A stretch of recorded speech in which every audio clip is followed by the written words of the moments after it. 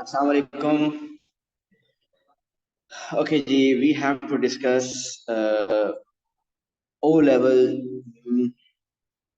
May June 2022 variant 2-1, paper 2 variant 1. So let's discuss.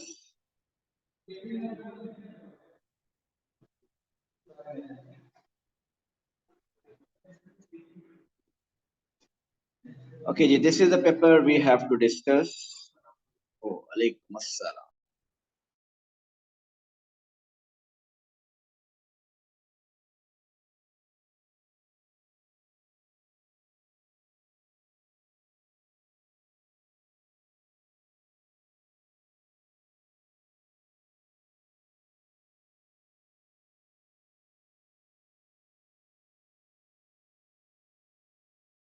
जी बताइए problems.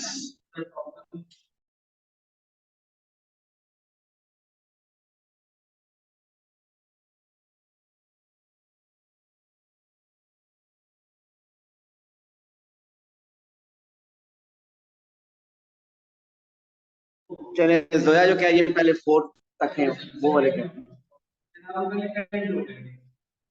मतलब कि हमने करने हैं ये उसी तो ये यहाँ पे yes variant 1 4b part 2 and 4b 4c उससे पहले मुझतबा क्वेश्चन 2c कह रहे हैं। वालेकुम अस्सलाम। Question 2c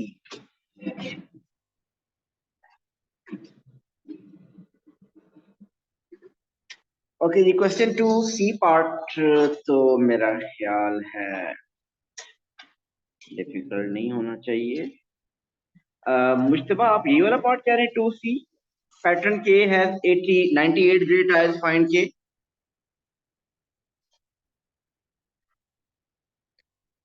hello Mushtaba, yes sir yes. आप मुझे बी पार्ट का आंसर बता सकते हैं?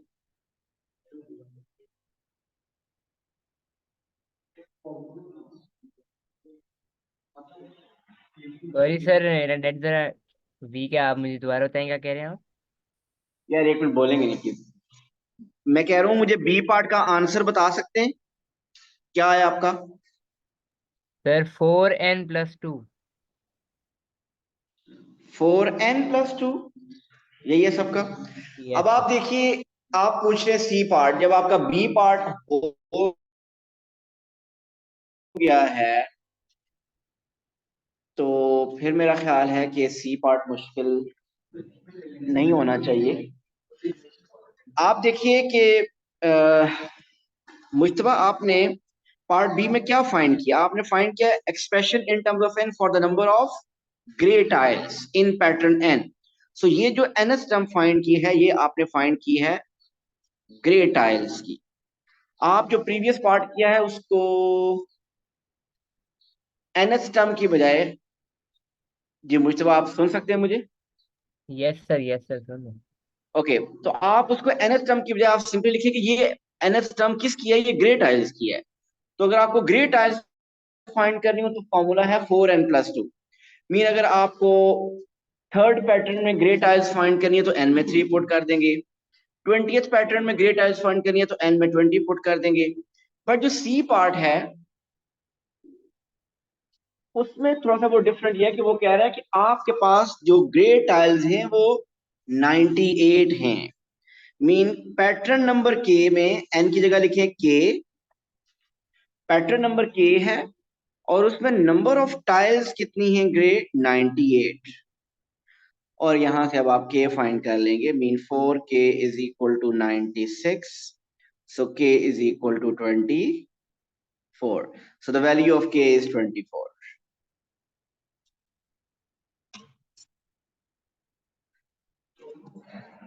जरा चैट रिमूव हो चुकी है। नेक्स्ट क्वेश्चन आपने 4 आपने कहा था, 4 का बी पार्ट शायद या बी सेकंड, और नहीं यार 4b2 खुले खुले बैठो।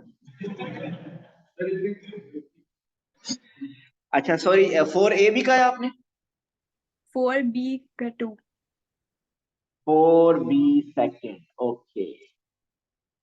ज़ाहरा का भी यही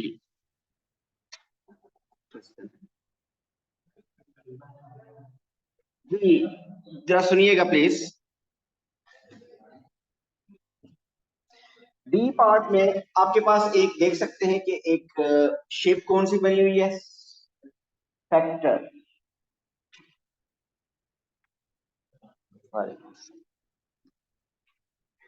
तो एक सेक्टर बना हुआ है और उस सेक्टर की आपके पास आर्क लेंथ आपने 7 पाई प्रूव की हुई है, रेडियस तो क्वेश्चन में गिवन है 15 और एंगल ऑफ सेक्टर 84 है। हमें ये बात पता है कि किसी भी सेक्टर को आप अगर ज्वाइन करें, फोल्ड करें, तो हम एक कोन बना सकते हैं। क्या ये बात सबको पता है कि एक सेक्टर को हम फोल्ड करके कोन बना सकते हैं? अगर ये बात पता है तो फिर आगे क्वेश्चन इजी हो जाएगा। सो अगर किसी को ये बात नहीं पता तो अपने पास घर में ये जो शेप है कोन, ये जो बनी सॉरी ये जो सेक्टर बना हुआ है, इस शेप का अपने पास एक सेक्टर कट करें पेपर से और उसको फोल्ड करें। फोल्ड करें क्या मतलब कि इस तरह फोल्ड करें कि ये ए पॉइंट बी के साथ मीट करे और ये ओ ए कंप्लीटली किसके साथ ज्वाइन करे, ओ बी के साथ। तो आप देखेंगे कि एक सेक्टर बन जाएगा, ऐसे ही है ना। और उस सॉरी सेक्टर नहीं बन जाएगा, कोन बन जाएगी, सेक्टर से कोन बन जाएगी। और उस कोन का मुझे बताइए, ये जो 15 है उस कोन की क्या बन जाएगी, स्लांट हाइट। ये उस कोन की स्लांट हाइट बन जाएगी, मीन ये 15। और इसके अलावा आपके पास ये जो आर्क लेंथ है, ये आर्क लेंथ ए बी, ये आर्क लेंथ इधर क्या बन जाएगी, ये उधर सरकमफ्रेंस बन जाएगी। सो और अगर फर्दर मैं आपको बताऊं तो इस सेक्टर का जो सेक्टर का एरिया है, ये सेक्टर एरिया, ये कोन में कर्व्ड सरफेस एरिया बन जाता है। आपको अगर मैं ये इस क्वेश्चन को मैं डायरेक्ट कर सकता हूँ, लेकिन कुछ इंफॉर्मेशन अगर आप लिखनी हो अपने पास, अगर नोट करना है तो सेक्टर वर्स को जब कन्वर्ट करें कोन में, तो जो सेक्टर की का रेडियस है वो कोन की किसके इक्वल होता है भाई, स्लांट हाइट के। ये अपने पास नोट कर लीजिए, जो सेक्टर का रेडियस है वो कोन की स्लांट हाइट के इक्वल होता है। जो सेक्टर की आर्क लेंथ है वो कोन में सरकमफ्रेंस के इक्वल होता है, सरकमफ्रेंस ऑफ बेस। और तीसरी बात, जो सेक्टर का एरिया है, सेक्टर एरिया, वो किसके इक्वल होता है, वो इक्वल होता है curved surface area of cone. ये अपने पास नोट कर लीजिए। ये हर जब भी ऐसा क्वेश्चन है कि इन तीनों में से कोई एक कुछ इंफॉर्मेशन भी यूज होंगी। अब इस क्वेश्चन में क्या यूज होगा, हमने उसने कह दिया कि ये जो सेक्टर है ये ज्वाइन होके कोन बन रहा है, आपको उस कोन का रेडियस फाइंड करना है।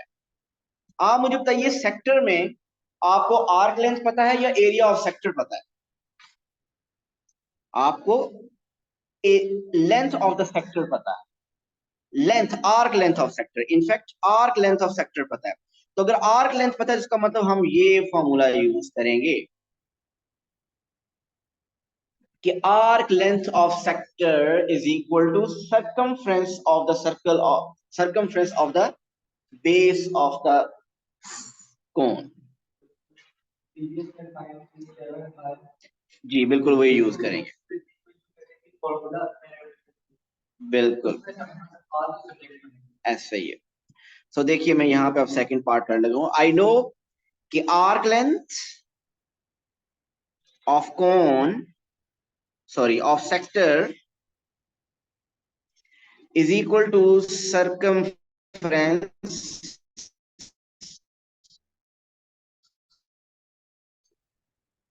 तो आर्क लेंथ ऑफ सेक्टर हमने प्रीवियस पार्ट में प्रूव किया हुआ है कि वो 7 पाई है आप बताइए circumference of base of cone क्या होती है? सरकमफ्रेंस क्या होता है?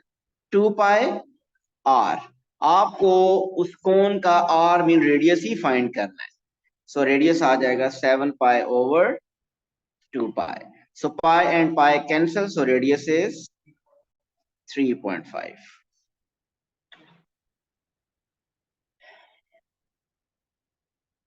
ये था 4B second part. Mobile use करने से ऐसी क्लास में आए हो। लाइट कम करें, बस आप शायद इसी लिए बैठे हुए हैं,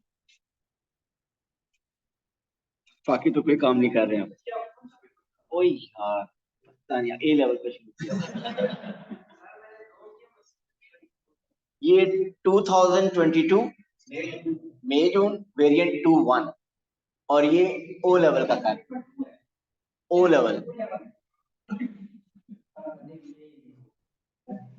अच्छा जी, किसी ने आई थिंक थर्ड पार्ट भी पूछा है शायद, या नहीं पूछा, या सी पार्ट पूछा किसी ने, 4C पार्ट पूछा।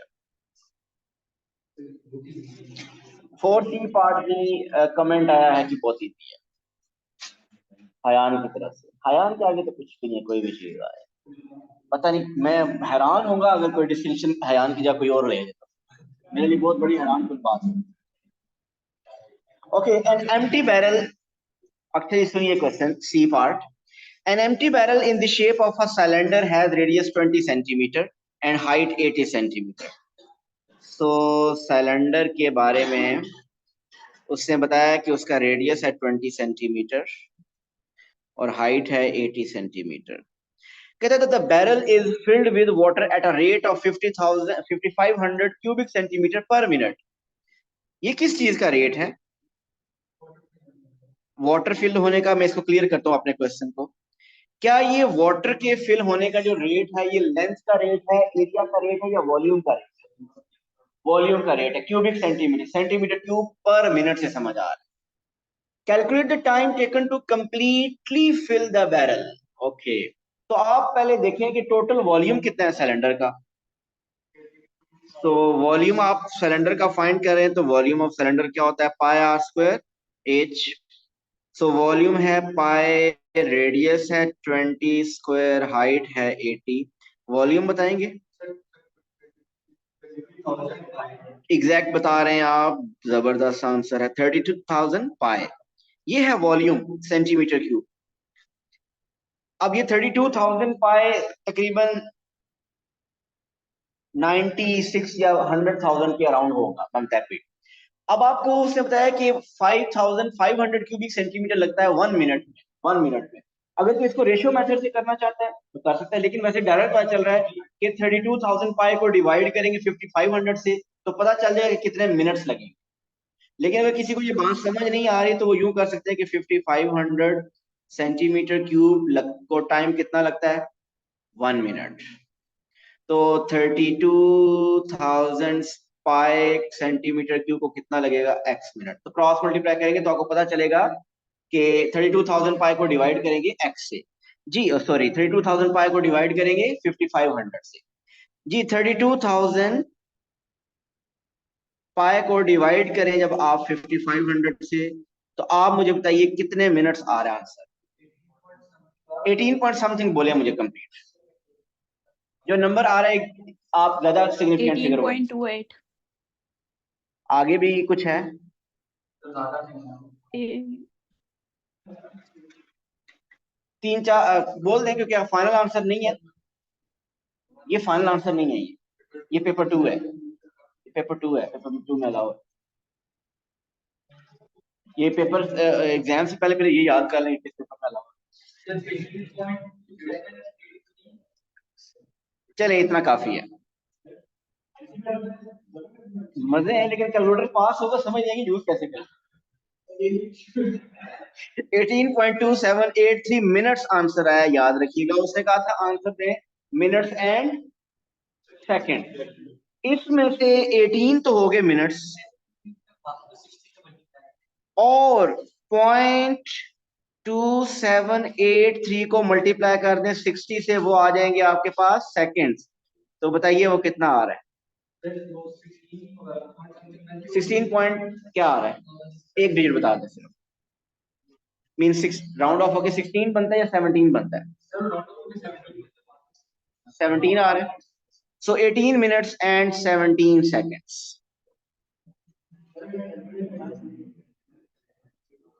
उसके पहले प्रैक्टिस कर लेना आप, क्यों चले ना चले। कैम्ब्रिज वाले कहेंगे सेल भी हम दे देंगे, आप बताओ इस्तेमाल कर लोगे? अच्छा जी, नेक्स्ट बताइए क्वेश्चन प्लीज।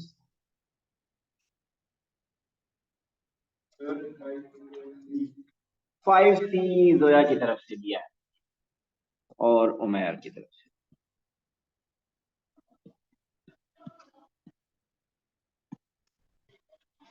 ग्राफ का क्वेश्चन है जी 5C। मैं ग्राफ तो बना हुआ नहीं है मेरे पास, लेकिन मैं आपको बता सकता हूँ कि करना कैसे है। ये ग्राफ भी बनाओ। पहली बार क्यूबिक का ऐसा ग्राफ है, ये 40 क्वेश्चन का ग्राफ। वो पता नहीं कैसे आ गया। आपके 4 आंसर्स आ रहे हैं, मार्किस की में 3 आंसर्स ज्यादा नहीं होते। वैसे जीनियस लोग ज्यादा सोल्यूशन निकाल रहे हैं।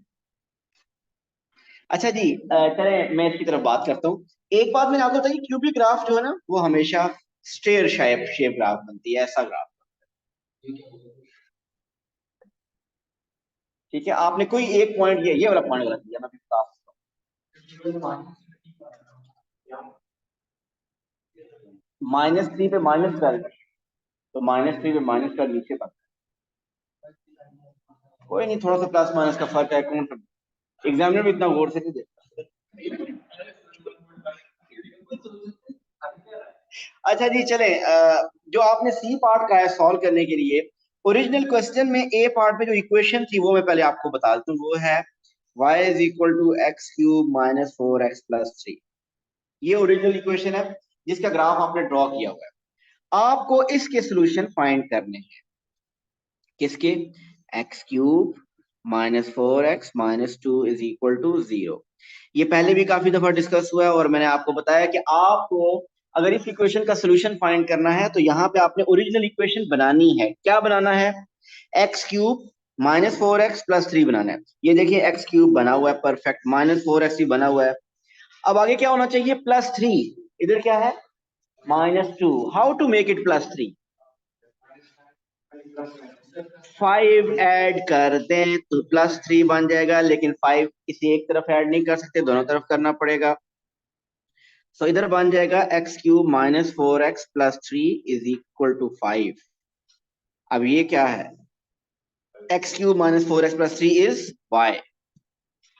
सो y इज इक्वल टू 5। अब आपको करना क्या है कि अपने ग्राफ के ऊपर y is equal to 5 line draw करनी है, और वो लाइन जहां ग्राफ को मीट करेगी वो आपके सॉल्यूशंस होंगे। y इज इक्वल टू 5 किधर है? ये है y इज इक्वल टू 5। ठीक। सो जहां पे आपका एक ग्राफ इक्वेशन के साथ मीट करेगा वो सॉल्यूशन है। सो अगर सपोज कर लेता हूँ कि ये आपकी कर्व बनी हुई थी, मुझे नहीं पता कि एक्यूरेट कर्व क्या थी। अगर सपोज करते हैं कि ये कर्व थी, तो आपके 3 सॉल्यूशन होंगे। कौन कौन से? एक सॉल्यूशन ये, दूसरा सॉल्यूशन ये, तीसरा सॉल्यूशन ये। और ये तीनों सॉल्यूशंस एक्स कोऑर्डिनेट इनका लिखना है। Solution is always x coordinate. Okay जी, नेक्स्ट बताइए।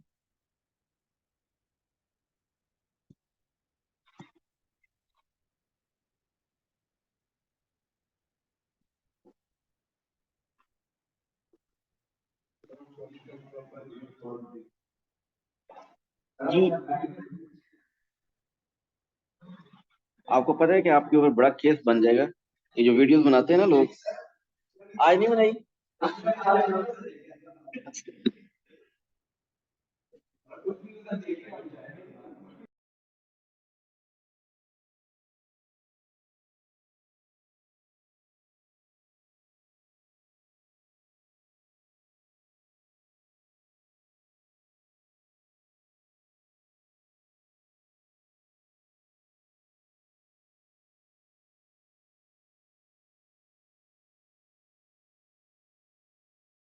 अच्छा जी, नेक्स्ट बताइए। 8 पार्ट बी से पहले कोई है क्वेश्चन? 6A ये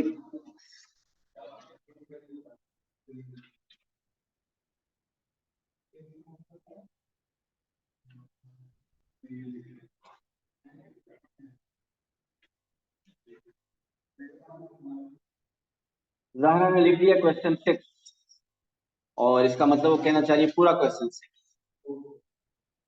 क्या क्वेश्चन 6 लोकस टॉपिक आप लोगों ने जो मैं लेक्चर दिया था वो सुन लिया है?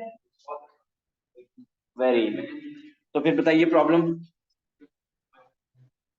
नो प्रॉब्लम जी। ज़हरा आप बताइए कि 6 कंप्लीट ही नहीं हुआ आपने? क्या वो लेक्चर सुन लिए हैं, वो जो मैंने लोकस का दिया था, लेक्चर सुनाया था?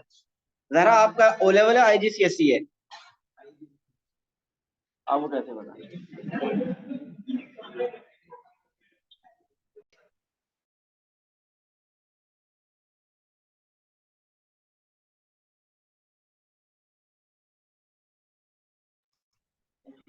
अच्छा चले, नेक्स्ट बताइए 7। अगर किसी फिर भी कोई प्रॉब्लम हो तो 6 पॉइंट पे देख लें। 7 किसी ने क्या कहा? 7 पार्ट 2।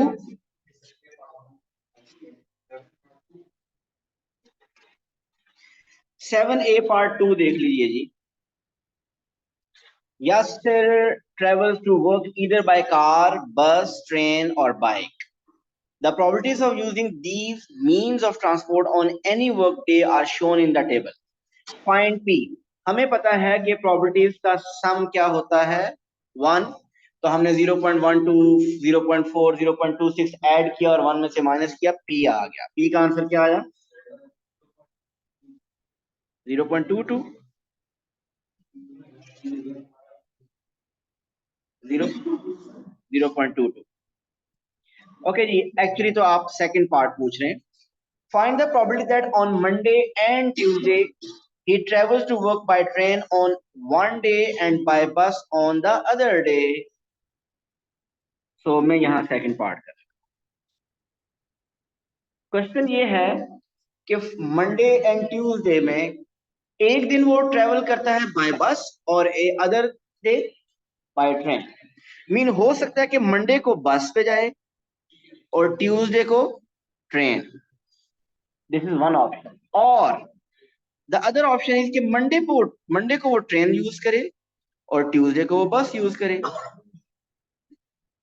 सो अब इसकी प्रोबेबिलिटी लिख लें। बस की प्रोबेबिलिटी 0.4 टाइम्स ट्रेन की प्रोबेबिलिटी 0.26, और इसी को 2 से मल्टीप्लाई कर दें, या अलग लिखना चाहते हैं? ट्रेन की प्रोबेबिलिटी 0.26 एंड बस की प्रोबेबिलिटी 0.4, 0.208 उमेर के मुताबिक।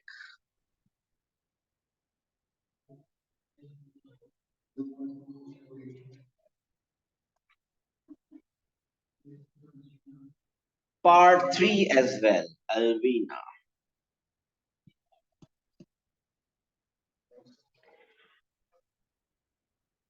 पार्ट 3 है 3 मार्क्स का। Find the probability he travels to work by bus at least once on Wednesday or Thursday.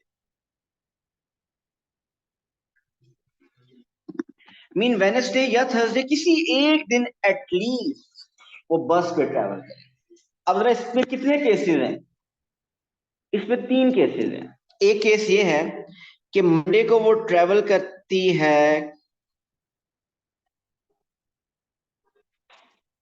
करता है या करती है बाय बस, और ट्यूसडे को नॉट बस। सॉरी, ये वेनेसडे एंड थर्सडे। हमने क्या प्रॉपर्टी फाइंड करनी है? मैं केसेस लिख रहा हूं। एक ऑप्शन ये है कि वो वेंसडे को ट्रेवल करता है बस से और थर्सडे को बस से नहीं। सेकंड ऑप्शन क्या है? वेंसडे को नॉट बस एंड थर्सडे को बस। और थर्ड ऑप्शन भी है, दोनों दिन बस। ये दोनों दिन बस भी मैंने लिखा क्योंकि उसने कहा फाइंड करनी है probability that he travels to work by at least once at least one का मतलब है कि वन से ज्यादा भी हो सकता है कि वो बस पे ट्रेवल करे। तो ये एक दिन बस पे ट्रेवल कर रही है इन दोनों में से, ये भी एक दिन ट्रेवल कर रही है बस पे इन दोनों में से, और ये दोनों मीन एटलीस्ट वन में वन और टू भी आता है। तो सिर्फ कौन सी नहीं आती शामिल, जिसमें दोनों दिन बस पे ट्रेवल नहीं करते। सो ये तीनों पॉसिबिलिटीज लिखनी है। अब ये तीनों पॉसिबिलिटीज कैसे लिखनी है, हमारे पास ऊपर चलते हैं।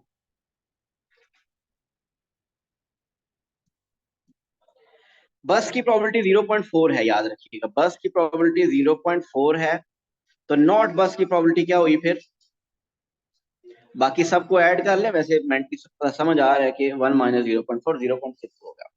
अब आप ये प्रोबेबिलिटी लिखिए, बस की प्रोबेबिलिटी 0.4, नॉट बस की प्रोबेबिलिटी 0.6, और प्लस नॉट बस 0.6, बस 0.4, और बस 0.4 इंटू 0.4, इन सबको ऐड कर लीजिए। जी एलविना क्लियर है ये? अच्छा था ये थर्ड जी पार्ट। सर।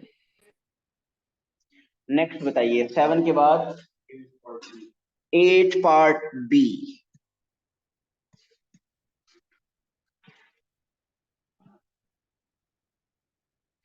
पार्ट बी का मतलब है ये इनइक्वालिटी।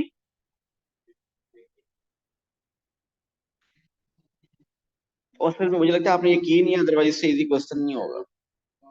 तरीकाकार ये है, ये कंपाउंड इनइक्वालिटी, इसको कंपाउंड इनइक्वालिटी कहते हैं। जब आपके पास लिखा होता है ना a is greater than b is less than c, ऐसे लिखा होता है ना, तो आप इस कंपाउंड इनइक्वालिटी को सेपरेट करके टू इनइक्वालिटीज में डिवाइड कर डिस्ट्रीब्यूट कर लिया। आई मीन जो मिडिल वाला नंबर है ना, वो पहले इसके साथ और फिर मिडिल वाला इसके साथ। मीन एक इनइक्वालिटी बनेगी बी इज लेस देन ए, और दूसरी क्या बनेगी ए is less than C.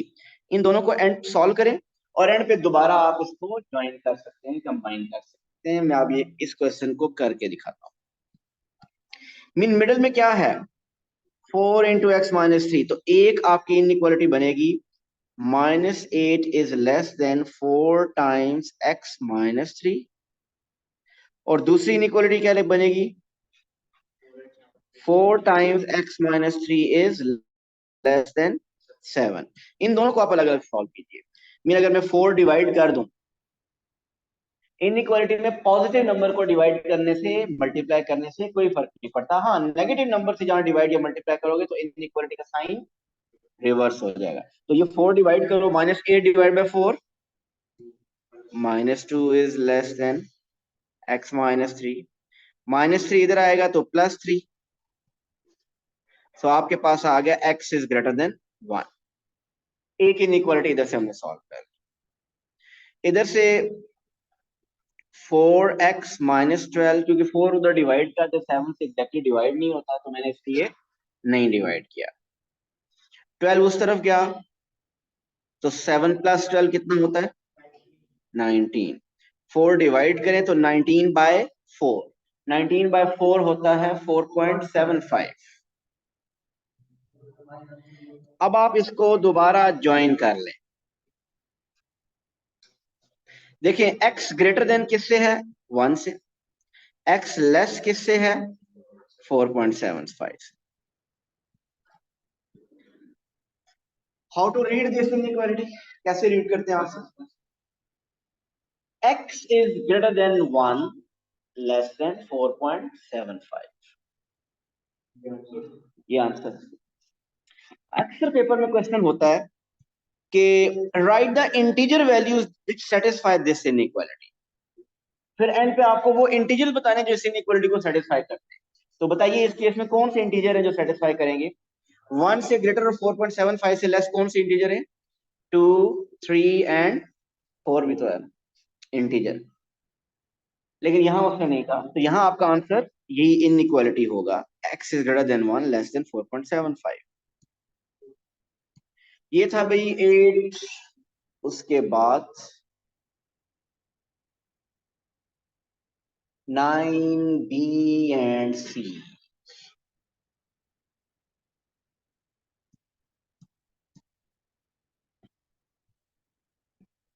9 b and c. चले जी, बी करने के लिए बी है आपको, बी पार्ट है लेंथ बी सी कैलकुलेट करनी, बी सी कैलकुलेट करना है जो ठहर।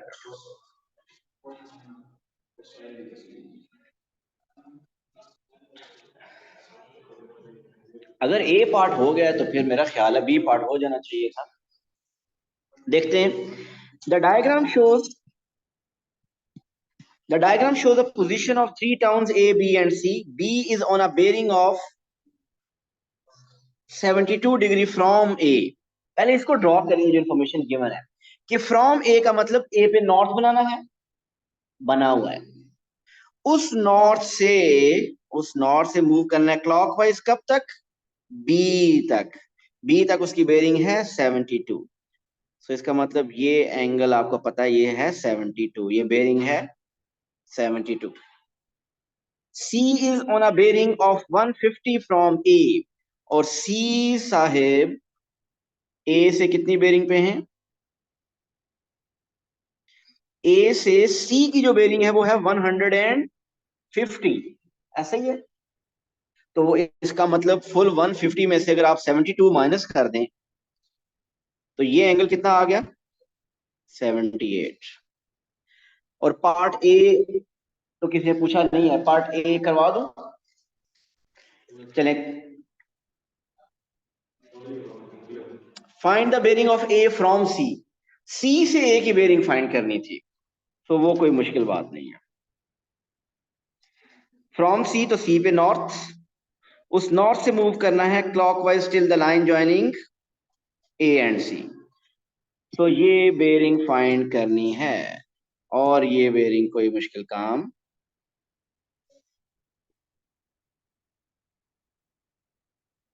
ये नॉर्थ और ये नॉर्थ दोनों क्या हैं? पैरेलल लाइंस हैं, और जब पैरेलल लाइन होती है इंटीरियर एंगल्स का सम 180 होता है। सो ये अगर 150 है तो ये एंगल कितना होगा? 30। और अगर ये 30 है तो ये एंगल कितना होगा? 360 minus 30 mean 330। So the bearing of A from C is 330। अब जिसने बी पार्ट पूछा है उसको मैं बी पार्ट एक्सप्लेन करता हूं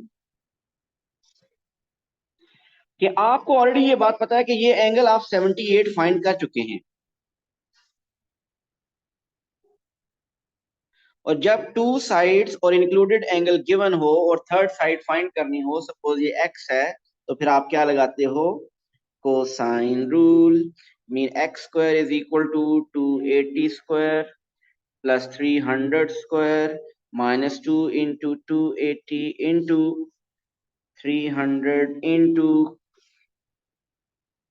कॉस। सो आपके पास ये फॉर्मूला, ये कोसाइन रूल लगाएंगे, कैलकुलेशन करेंगे, स्क्वायर रूट लेंगे तो BC लेंथ आ जाएगी। सी पार्ट भी किसी ने पूछा है।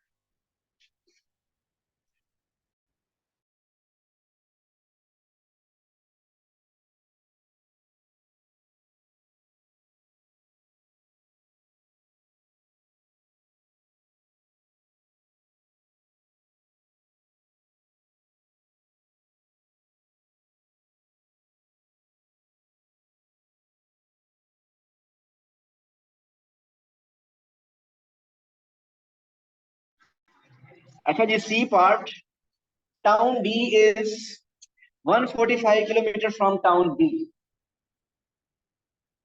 टाउन डी है यहाँ पे कि हमें पता नहीं किधर है, लेकिन उसने इतना कहा है कि डी बी से 145 किलोमीटर है। Angle A D B is 120 degree. Angle A D B 120 degree है। देखिए, you find the two possible bearings of D from A. देखिए, पहली बात तो जब टू पॉसिबिलिटीज की, इसका मतलब आप पहले डी लेवल करेंगे। जब डी लेवल करने की कोशिश करेंगे तो आपको पता चलेगा कि डी की कोई एक जो इन्फॉर्मेशन गिवन है उसके मुताबिक डी की टू पॉसिबिलिटीज बन रही है, और मैं वो आपको बना के भी दिखाता हूँ टू पॉसिबिलिटीज कैसे बन रही है। देखिए, ऐसा पॉसिबल, क्या पॉसिबल है कि डी यहाँ पे हो? Is this possible? क्यों?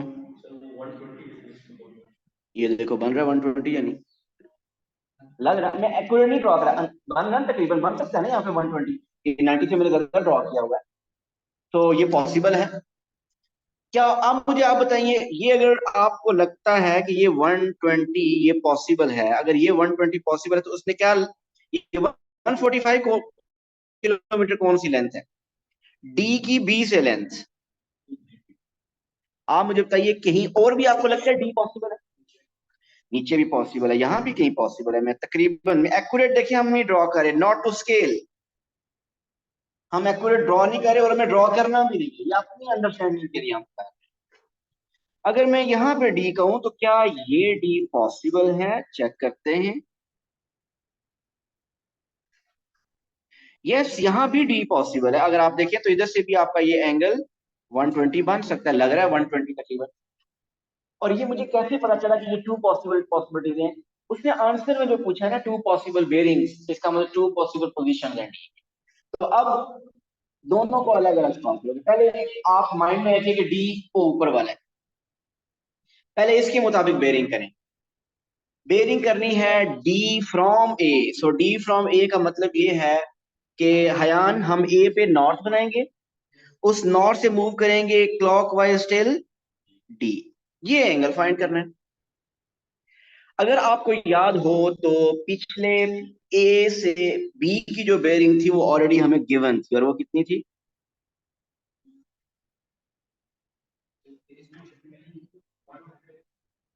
आई थिंक वो ए से थी 58 थी शायद, नहीं 70। कोई बता सकता है क्या थी यार? ये ऊपर क्या लिखा हुआ है एंगल? ना ना, माइनस नहीं करना, कितना लिखा हुआ है?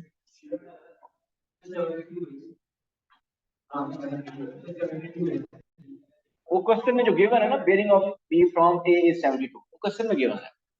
सो ये देखिए, ये बेरिंग 72 ये वाली क्वेश्चन में गिवन थी फुल। इधर देखिए आप, अब आप बताइए ये 72 गिवन है, आपको फाइंड करनी है ये वाला एंगल, ये एंगल फाइंड करना है। अब ये कैसे फाइंड करें? 72 में से माइनस करना है ये एंगल, ये ट्राइंगल का एंगल, ये वाला, ये माइनस करना है। और ये आप इसको कर लो एक्स, ये माइनस, ये फाइंड करना और ये माइनस करना। अब बताइए ये एक्स कैसे फाइंड करेंगे, किस रूल से? वैसे एक बात तो, एक पेपर में एक दफा साइन रूल आता है, एक पार्ट में, एक में कोसाइन रूल। कोसाइन रूल पीछे यूज हो चुका है, तो यहाँ चांसेस क्या है? Sine rule. वैसे ऐसा नॉर्मली होता है। तो जब साइन रूल लगेगा, और साइन रूल कैसे लगेगा? साइन एक्स, ये फाइंड कर, जो फाइंड करना हो वहां से स्टार्ट लिया कर, एंगल फाइंड करना है ना, sine x over opposite side is equal to sine 120 over 300। So आपके पास यहाँ से क्रॉस मल्टीप्लाई करें, क्रॉस मल्टीप्लाई करने की जरूरत नहीं है, 145 को जस्ट उधर मल्टीप्लाई करें, जो आंसर है साइन इनवर्स लें। बताइए एक्स क्या आ रहा है?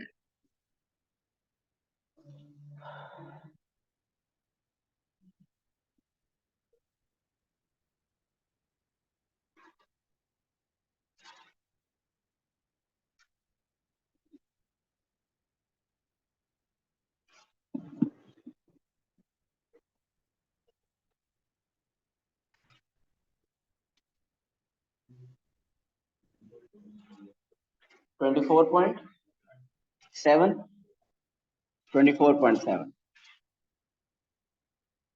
ये है भाई एक्स। तो आप बताइए बेरिंग क्या होगी? 72 माइनस 24.7। तो एक पॉसिबल बेरिंग क्या है इसकी? अगर ये कैलकुलेशन ठीक है 24.7 जो कि उमैर ने बताई है, तो ठीक ही होगी। 47.3 माइनस का कितना है?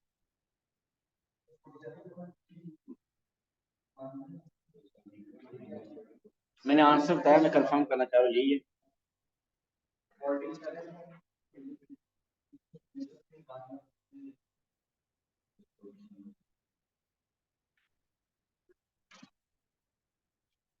तो बेरिंग क्या लिखेंगे आप?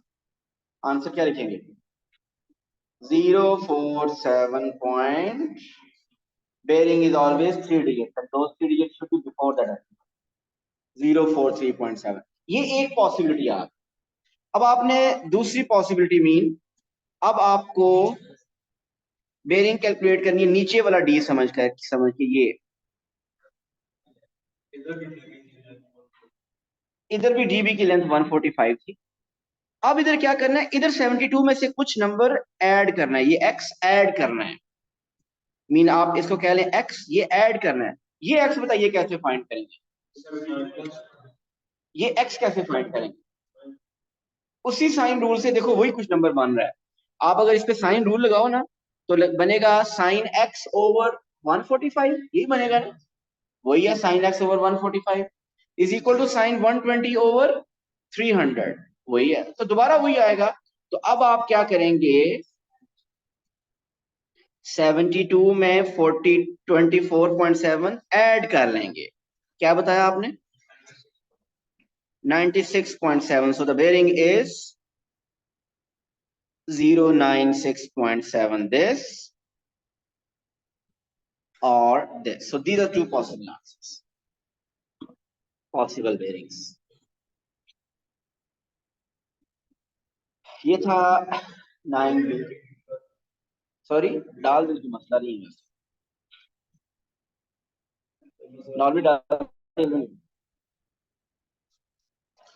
लेकिन कोई मसला नहीं।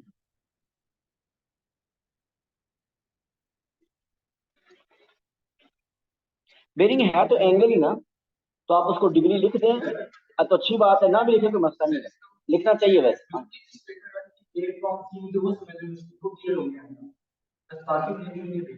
चलो अच्छा जी, नेक्स्ट बताइए, 10C।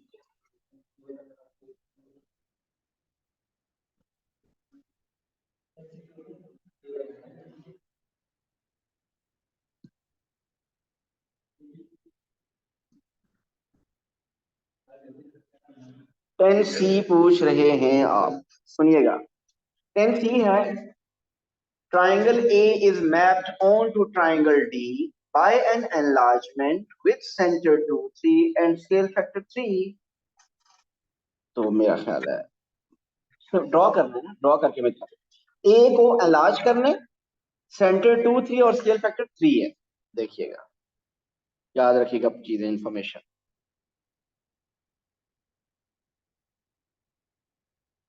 ये है ए। सबसे पहले आप इसका सेंटर 2, 3 लेवल करें, कहां पे है 2, 3, ये है 2, 3। आपने इस ट्राइंगल ए को एनलार्ज करना है with the scale factor 3। Mentally draw कर दूं, पहले मेंटली बताता हूं, वैसे मैं आपको मेथड एक बताया हुआ है, अगर आपको याद हो। आपको वन बाय वन इस पॉइंट को, इस पॉइंट को और इस पॉइंट को, इन तीनों पॉइंट्स को एनलार्ज करना है। सेंटर क्या है 2, 3, मीन इस सेंटर से डिस्टेंस ट्रिपल कर देना, 3 टाइम्स कर देना। मेंटली अगर करें तो देखिए, सेंटर से डिस्टेंस ये है 1 डायगोनल बॉक्स, इसको 3 टाइम्स आगे ले जाए, 2 डायगोनल बॉक्स, 3 डायगोनल, यहां बनेगा इमेज, ये जो पॉइंट है।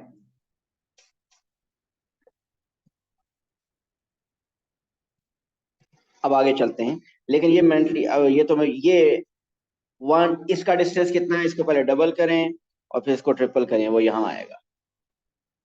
ये मेंटली जरूरी है किसको समझ आए, यहाँ पे इसका इमेज बनेगा, 3 टाइम्स करेंगे सेंटर से डिस्टेंस, लेकिन छोड़ने मेंटली यार, मेंटली पाओ। आपको मैंने जो मेथड बताया, मैं आप उससे करना है। मेथड याद है आप सबको? सबसे पहले एक कॉलम वेक्टर फाइंड करेंगे आप, इस इन तीनों पॉइंट्स का, इस पॉइंट का कॉलम वेक्टर बताइए।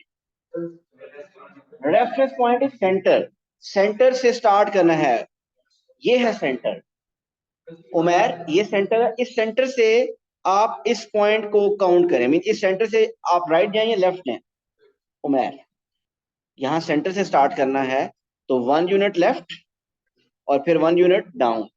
लेफ्ट के लिए हम क्या लिखते हैं, -1, सो 1 यूनिट लेफ्ट और 1 यूनिट डाउन, ऐसे ही हो गया।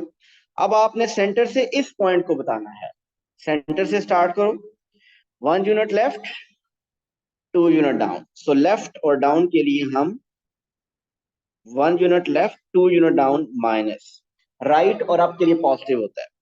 अब ये पॉइंट बताना है, सेंटर से काउंटिंग स्टार्ट होनी चाहिए, 1 unit right and 2 unit down, so 1 unit right का मतलब +1 और 2 यूनिट डाउन मीन -2। अब स्केल फैक्टर क्या था, 3। आप इन तीनों को 3 से मल्टीप्लाई करते हैं तो ये आ जाएगा -3 -3 -3 -6 3 -6। अब उमैर ने ये पॉइंट -3 -3 प्लॉट कर दिया। याद रखना ये कोऑर्डिनेट्स नहीं है। आप क्या करोगे, ये देखोगे -3 है, ये देखोगे -3, यहां प्लॉट कर दोगे। This is incorrect. -3 है फ्रॉम सेंटर। देखो मैं करने लगूं, ये है सेंटर। यहां से -3 का मतलब 3 unit left, 1 2 3, and 3 unit down, 1 2 3। तो ये आपका पॉइंट आ गया। अब अगला पॉइंट है -3 -6, मीन सेंटर से 3 unit left, 6 unit down, 1 2 3 unit left, 6 unit down, 1 2 3 4 5 6।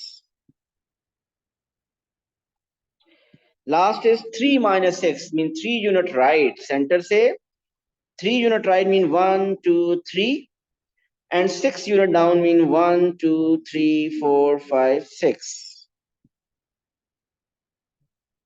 और अब आप इन तीनों पॉइंट्स को ज्वाइन कर दीजिए।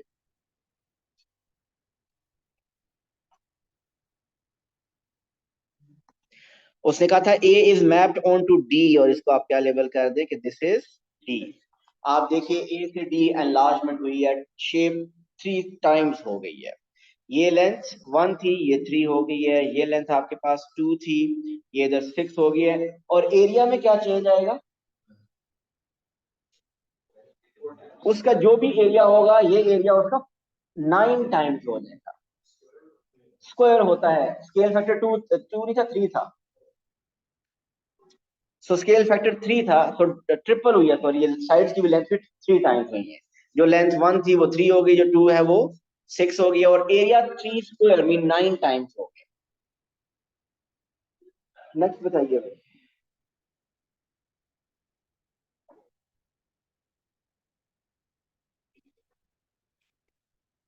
जी, किसी का कोई और क्वेश्चन जो कि डिस्कस नहीं हुआ, बताइए।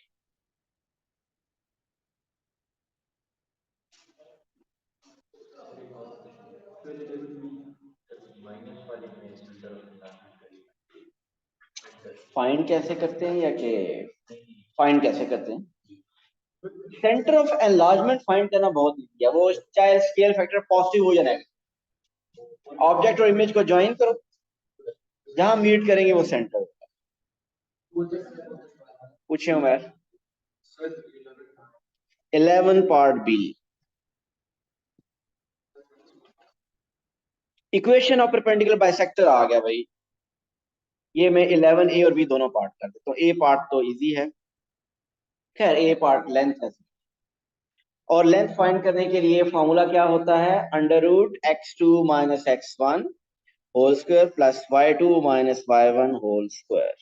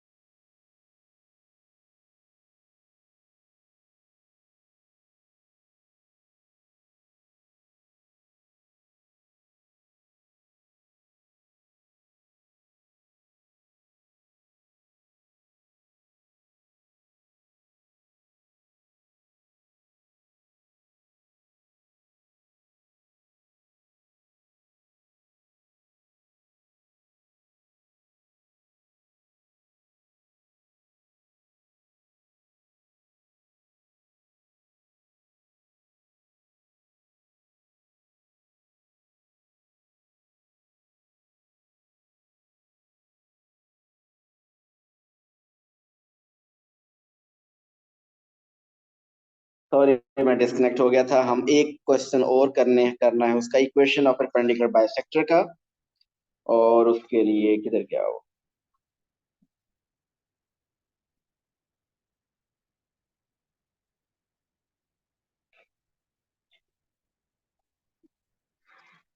जो कि था क्वेश्चन 11B पार्ट।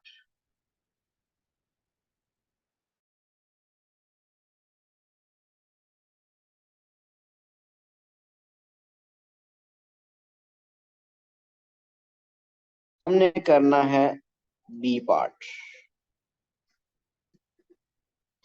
ओके जी, अगर डायग्रामेटिकली कोई समझना चाहता है इस बात को तो जरा देखिए कि ये एक लाइन है P और ये है पॉइंट Q। आप बताइए इसमें परपेंडिकुलर बाइसेक्टर की लाइन कैसी होगी। अगर मैं ब्लैक कलर में शो करूं तो ये लाइन हो, कुछ ऐसी लाइन होगी परपेंडिकुलर बाइसेक्टर। इस परपेंडिकुलर बाइसेक्टर की खास बात बताइए क्या होगी। इस परपेंडिकुलर बाइसेक्टर की खास बात ये है कि एक तो ये मिड पॉइंट से क्रॉस करेगी और एंगल 90 डिग्री बनाएगी।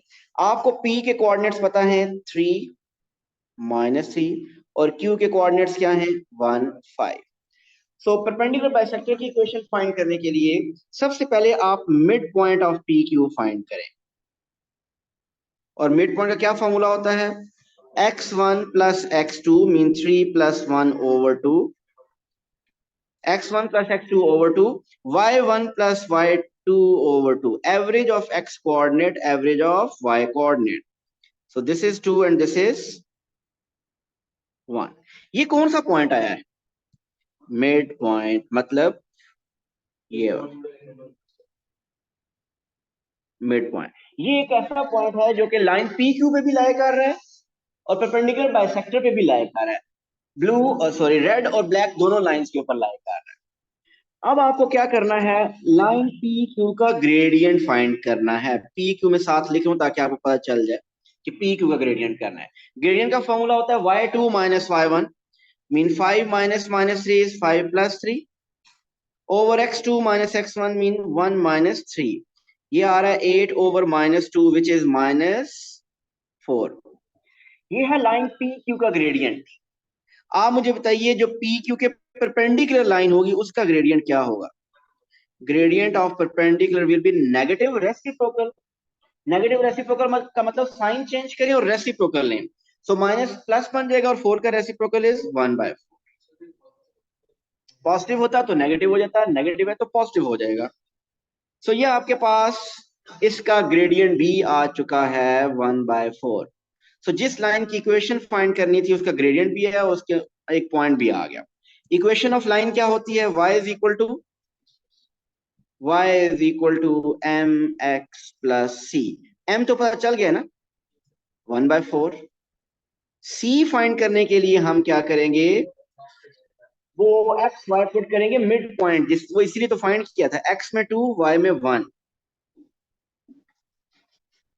सो ये आपके पास आ गया 1 is equal to 1/2 plus c। यहाँ अक्सर लोग मल्टी मिस्टेक करते हैं, वो 2 इधर मल्टीप्लाई कर देते हैं। हयान तो नहीं करेंगे ना सर, क्यों।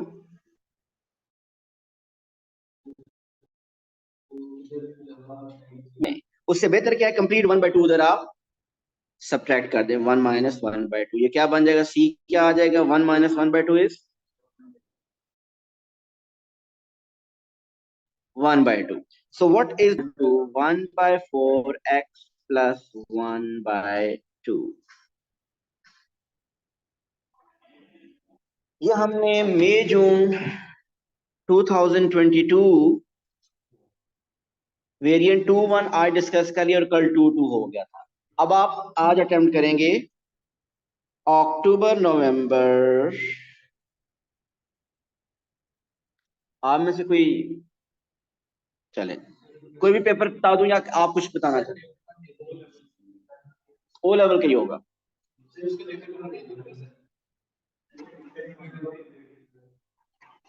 अभी नहीं विदाउट वो फिर क्लास आ जाएगा जरा इंटरेस्ट का।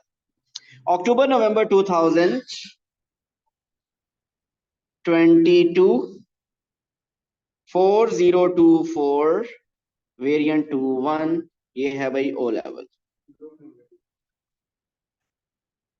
Do you have specimen of 24 जी 2024 का अलग से स्पेसिमेन कोई नहीं आया। जब सिलेबस चेंज हुआ था 2019 या 20 में, जो उस वक्त का स्पेसिमेन है वही चल रहा है, अलग से 2024 का नहीं आया।